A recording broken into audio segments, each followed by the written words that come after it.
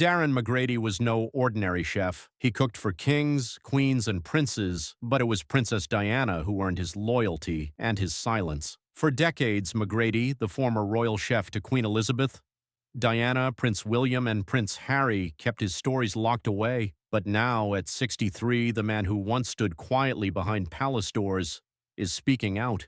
In a revelation that has stunned royal watchers and enraged fans of the late princess, Darren McGrady is finally breaking his silence, and at the center of it all is Queen Camilla. In the days leading up to the historic ceremony, no one expected McGrady, a man once fiercely loyal to Princess Diana, to weigh in. But when asked about the coronation, Darren said simply, for decades Darren had avoided speaking about Camilla, the woman once branded the most hated woman in Britain, and for good reason. Her long-running affair with Prince Charles was at the heart of Diana's heartbreak, and for many the wounds had never truly healed. I supported the coronation, McGrady said, but that doesn't mean I've forgotten what Diana went through. I've just grown older.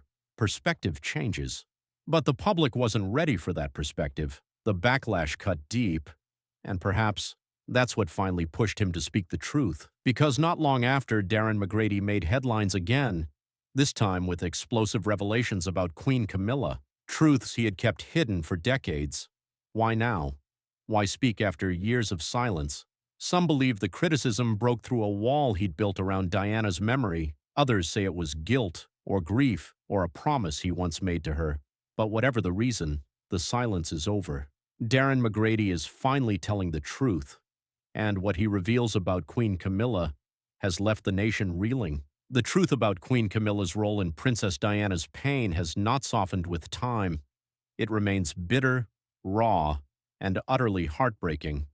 In 1982, Darren McGrady arrived at Buckingham Palace, just 20 years old, fresh-faced, and ranked last among a brigade of 20 chefs. His earliest tasks were humble, preparing frozen vegetables for palace staff, but fate had something bigger in store. That same year, Princess Diana gave birth to Prince William, and McGrady began what would become a quiet but deeply personal connection with the young princess. Under the mentorship of French chef Gabriel Choumi, Darren learned the precision of royal service.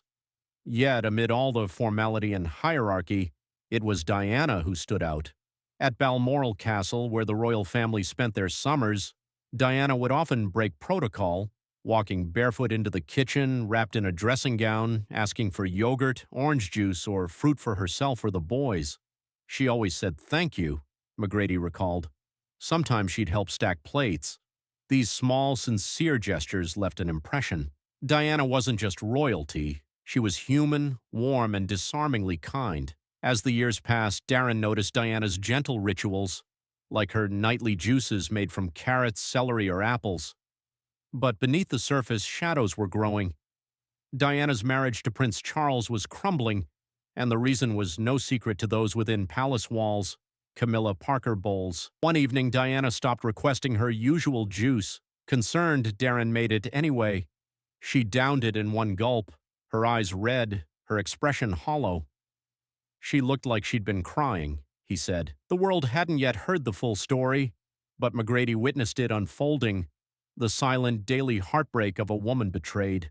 When Diana officially separated from Charles in 1992, she left Buckingham Palace and moved into Kensington Palace with William and Harry. Darren thought his chapter with her had ended until she called. She wanted him to be her personal chef. Life at Kensington was more relaxed, more human, but no less haunted.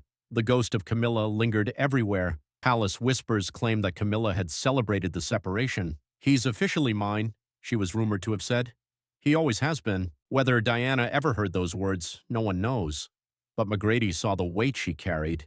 Even in grief, she was composed. She never lashed out, he said. Even on her worst days, she was kind. One evening after dinner, Diana stayed behind in the kitchen. She wasn't hungry. She just needed someone to hear her. I've always known I would never be queen, she whispered. That girl who took my husband will be queen someday. McGrady stood still. He didn't need to speak. She just needed someone to listen. The tapes, the tears, and the truth. The emotional wounds grew deeper in 1992 with the release of the infamous Camillagate tapes, intimate recordings between Charles and Camilla that confirmed what Diana had long suspected. The scandal was public, humiliating, and devastating. Diana never spoke about the tapes with McGrady, but her demeanor changed. She withdrew. Her eating disorder worsened.